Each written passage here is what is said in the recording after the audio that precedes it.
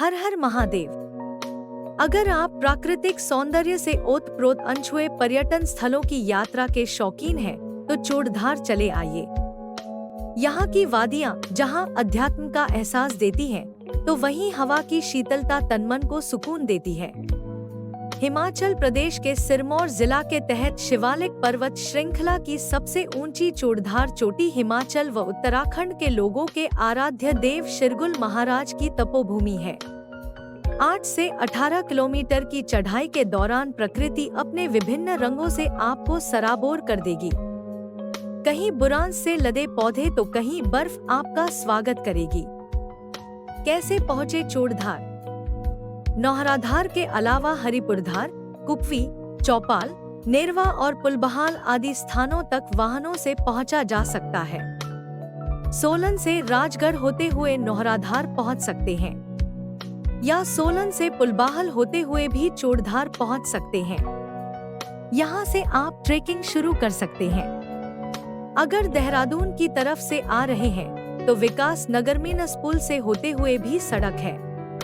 इसके अलावा शिमला से चौपाल होते हुए भी आ सकते हैं। चूड़धार की ऊंचाई समुद्र तल से 11,965 फीट है। स्थानीय लोगों में इसे चुरी चंदनी, बर्फ की चूड़ी के रूप में जाना जाता है। भगवान शिव के अंशावतार शिरगुल महाराज की यात्रा हर वर्ष वैशाखी संक्रांति से शुरू होकर मार्गशीर्ष संक्रांति तक चलती है। हिमपात के बाद नवंबर से अप्रैल तक यात्रा पर प्रतिबंध रहता है। कई पर्यटक अप्रैल से लेकर नवंबर तक ट्रैकिंग के लिए यहां पहुंचते हैं। कई पक्षियों के अलावा यहां तेंदुआ, काला भालू और दुर्लभ कस्तूरी मृग भी पाए जाते हैं। चूड़धार पर्वत का उल्लेख ब्रिटिश लेखक जॉन की पुस्तक द ग्रेट आर्क में भी है। किताब में बताया गया है कि चूड़धार चोटी से ही ब्रिटिश सर्वेक्षक जनरल और प्रसिद्ध खगोल विज्ञानी जॉर्ज एवरेस्ट ने हिमालय पर्वतों के आसपास कई खगोलीय आंकड़े जमा किए थे। विज्ञानी जॉर्ज एवरेस्ट के नाम पर ही हिमालय की सर्वोच्च चोटी का नाम माउंट एवरेस्ट पड़ा है। प्रकृति की गोद में बसे हिमाचल प्रदेश में तमाम तीर्थ स्थल हैं, जिनके दर्शनों के लिए देश विदेश से श्रद्धालु पहुंचते हैं। हिमाचल प्रदेश के सिरमौर जिले में सबसे ऊंची चोटी चूड़धार को ही शिरगुल महाराज के नाम से जाना जाता है। चोटी पर शिरगुल महाराज मंदिर की भी स्थापना की गई है। यह मंदिर प्राचीन शैली में बना है, जिससे इसके स्थापना काल का पता चलता है। हिमाचल प्रदेश के सिरमौर जिले में स्थित चूड़धार, जिसे कभी चूड़ चांदनी के नाम से जाना जाता था, अपने सुरम्य स्थलों के साथ साथ पौराणिक कथाओं से जुड़े होने के कारण भी आकर्षण का केंद्र है। ऐसा कहा जाता है कि जिस समय महाभारत का युद्ध चल रहा था, उस समय भीम के पौत्र बर्बरीक युद्ध के लिए कुरुक्षेत्र जा रहे थे। तभी बर्बरीक श्री कृष्ण के सामने आया। तब श्री कृष्ण ने पूछा, तुम कहाँ जा रहे हो? तब बर्बरीक ने कहा कि मैं युद्ध करने जा रहा हूँ। लेकिन श्री कृष्ण जानते थे कि बर्बरीक कौरवों की तरफ से लड़ेगा, क्योंकि बर्बरीक हमेशा उसी का पक्ष लेता जो हार रहा हो। श्री कृष्ण ने कुंती को वचन दिया था कि मैं तुम्हारे 5 पुत्रों को नहीं मरने दूंगा, लेकिन बर्बरीक बहुत शक्तिशाली था और वह 5 पांडवों को बहुत आसानी से मार देता।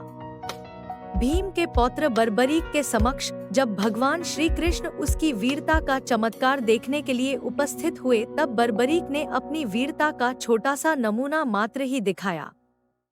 कृष्ण ने कहा कि यह जो वृक्ष है, इसके सारे पत्तों को एक ही तीर से छेद दो तो मैं मान जाऊंगा।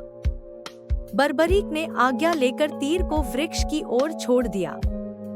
जब तीर एक एक कर सारे पत्तों को छेदता जा रहा था, उसी दौरान एक पत्ता टूटकर नीचे गिर पड़ा। कृष्ण ने उस पत्ते पर यह सोचकर पैर रखकर उसे छुपा लिया कि यह छेद होने से बच जाएगा, लेकिन सभी पत्तों को छेदता हुआ वह तीर कृष्ण के पैरों के पास आकर रुक गया। तब बर्बरीक ने कहा कि प्रभु, आपके पैर के नीचे एक पत्ता दबा है, कृपया पैर हटा लीजिए, क्योंकि मैंने तीर को सिर्फ पत्तों को छेदने की आज्ञा दे रखी है, आपके पैर को छेदने की नहीं। उसके इस चमत्कार को देखकर कृष्ण चिंतित हो गए। भगवान श्री कृष्ण यह बात जानते थे कि बर्बरीक प्रतिज्ञावश हारने वाले का साथ देगा। यदि कौरव हारते हुए नजर आए तो फिर पांडवों के लिए संकट खड़ा हो जाएगा, और यदि जब पांडव बर्बरीक के सामने हारते नजर आए तो फिर वह पांडवों का साथ देगा। इस तरह वह दोनों ओर की सेना को एक ही तीर से खत्म कर देगा। तब भगवान श्री कृष्ण ब्राह्मण का भेष बनाकर सुबह बर्बरीक के शिविर के द्वार पर पहुंच गए और दान मांगने लगे। बर्बरीक ने कहा, मांगो ब्राह्मण, क्या चाहिए?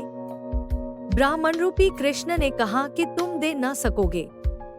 लेकिन बर्बरीक कृष्ण के जाल में फंस गए और कृष्ण ने उससे उसका शीश मांग लिया।